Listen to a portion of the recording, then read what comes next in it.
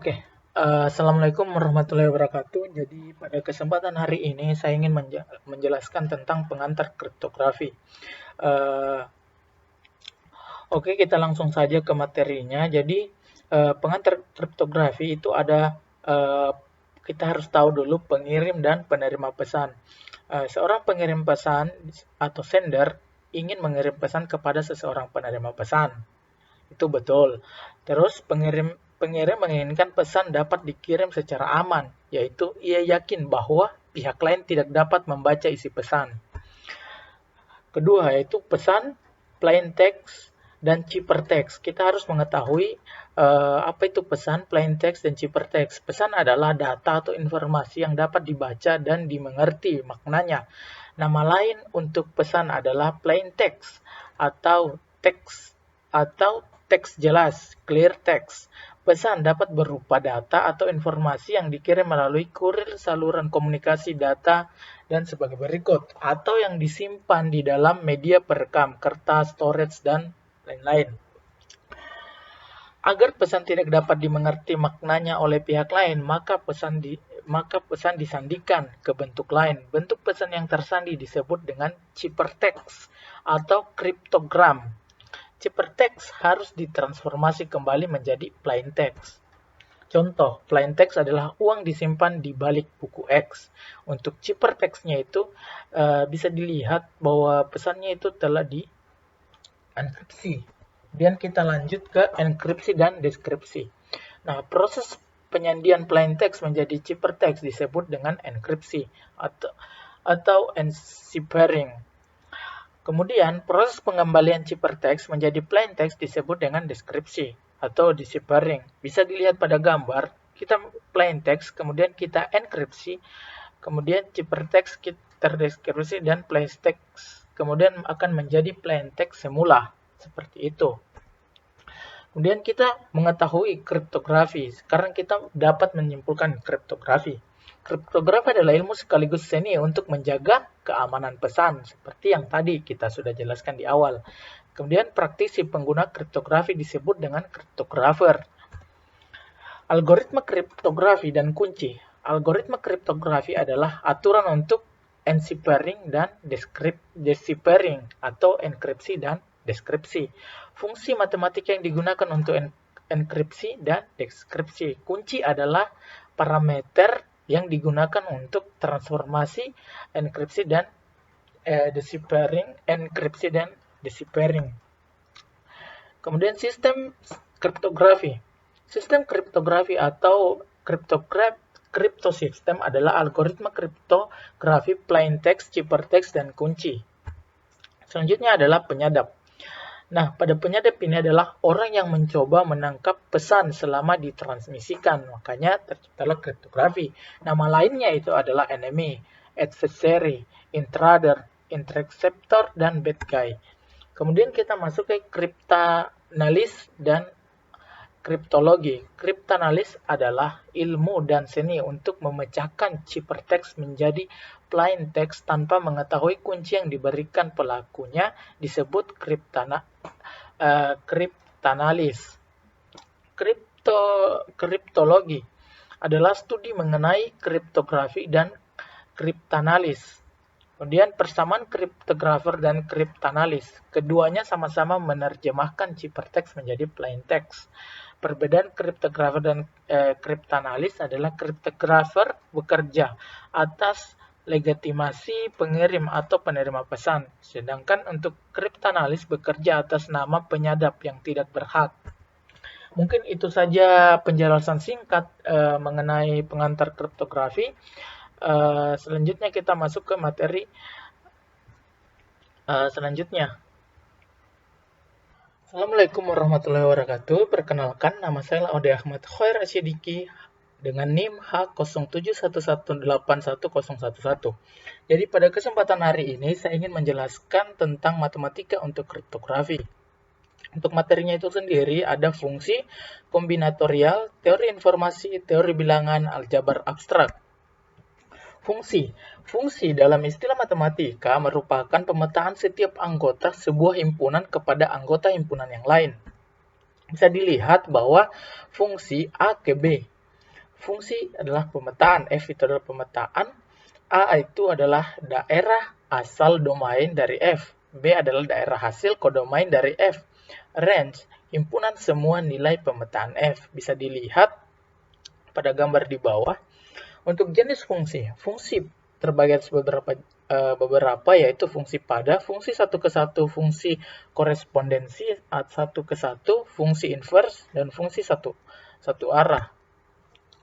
Subjektif.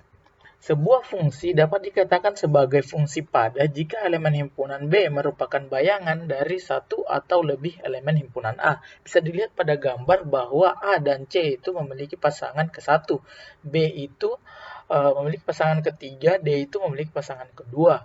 Untuk injektif, sebuah fungsi dapat dikatakan sebagai fungsi satu ke satu jika tidak ada dua elemen himpunan A yang dipetakan pada elemen yang sama. Bisa dilihat pada gambar bahwa himpunan A ke himpunan B hanya terdapat satu pasangan saja. Bijection.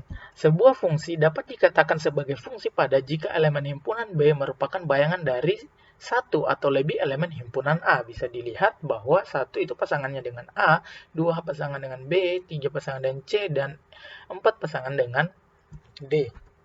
Fungsi inverse. Suatu fungsi f memiliki fungsi inverse atau fungsi kebalikan f-1 jika f merupakan fungsi satu-satu dan fungsi pada bijektif. f-1 dalam kurung B sama dengan A jika f dalam kurung A sama dengan B. Fungsi satu arah adalah fungsi yang mudah dihitung pada setiap masukan, tetapi sulit untuk dibalik. Fx sama dengan 3x modulo 11. Kombinatorial adalah cabang matematika yang mempelajari tentang pengaturan objek yang penggunaannya dalam bidang kriptografi adalah untuk menghitung banyak kunci yang bisa dibentuk. Beberapa banyak kombinasi berupa plain text, ciphertext, kaidah perkalian, rule of product, P1 dikali P2 dikali dengan Pn. Kaidah penjumlahan, rule of sum, itu P1 ditambah P2 tambah Pn. Permutasi adalah menggabungkan beberapa objek dari suatu grup dengan memperhatikan urutan P dalam kurung N, R sama dengan N faktorial dibagi dengan dalam kurung N kurang R faktorial. Kombinasi adalah menggabungkan beberapa objek dari suatu grup tanpa memperhatikan urutan. Teori informasi adalah disiplin ilmu dalam bidang matematika terapan yang berkaitan dengan kuantisasi data sehingga data atau informasi itu dapat disimpan dan dikirimkan tanpa kesalahan error melalui suatu kanal komunikasi. Teori informasi mendefinisikan jumlah minimum bit untuk mengkodean pesan, bit untuk mengkodekan jenis kelamin, bit untuk mengkodekan nama hari, bit untuk mengkodekan 0 sampai 9. Entropi, ukuran yang menyatakan jumlah informasi dalam pesan dengan menggunakan suatu bit. Bisa dilihat rumusnya itu Hx sama dengan min sigma I sama dengan 1 PI log 2 dalam kurung PI. X itu sama dengan pesan, N sama dengan jumlah simbol perbedaan dalam pesan, PI sama dengan peluang kemunculan simbol KI. Sifat pembagian pada bilangan bulat.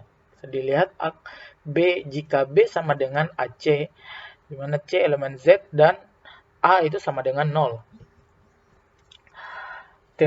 Teorema Euclidean, pernyataan fundamental dalam teori bilangan yang menyatakan bahwa ada banyak bilangan prim yang tak terhingga.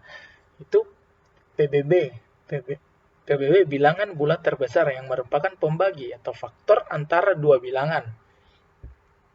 Algoritma Euclidean merupakan algoritma yang digunakan mencari PBB dari dua buah bilangan bulat. Kombinasi linear. PBB dalam kurung A, B dapat dinyatakan sebagai kombinasi linear combination atau linear combination A dan B dengan koefisien-koefisiennya. Relatif prim, bilangan-bilangan yang tidak memiliki faktor prima yang sama atau bisa dikatakan memiliki FPB FBP berupa 1. Aritmatika modulo, sistem aritmatika untuk bilangan bulat di mana angka membungkus ketika mencapai nilai tertentu. Bilangan prim memiliki bilangan asli yang lebih besar dari angka 1 yang faktor pembaginya adalah 1 dan bilangan itu sendiri. Fungsi Totien-Euler, fungsi yang menghitung banyaknya integer x untuk 1 kurang atau sama dengan x kurang sama dengan n yang memenuhi syarat x dan n koprim. Teorema Euler misalkan dan adalah dua buah bilangan relatif prim, maka A Totien dalam kurung n pangkat n kongruen dengan 1 modulo n.